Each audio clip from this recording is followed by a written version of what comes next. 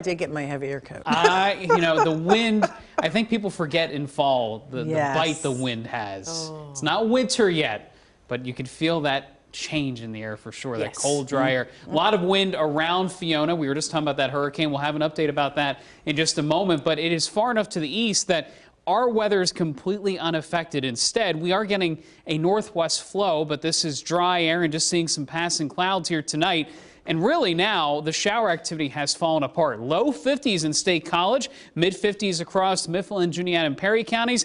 A touch warmer as you go farther to the southeast, but this is where temperatures will be sitting all night long in the 50s. And keep in mind, those winds have not relaxed much at all, about 5 to 15 miles per hour, gusting as high as 30 miles per hour. The high today, 74, a low of 67. In general, it got colder as the day went on. It's all relative, of course, but this is no longer the 80s we had earlier this week. That is for certain. The Doppler radar showing a couple of showers, and this is just one little batch that's over parts of Juniata and Perry counties, also northern Cumberland County. Keep in mind, any additional rain will be light, although a couple of the showers earlier this evening still had some downpours embedded with them.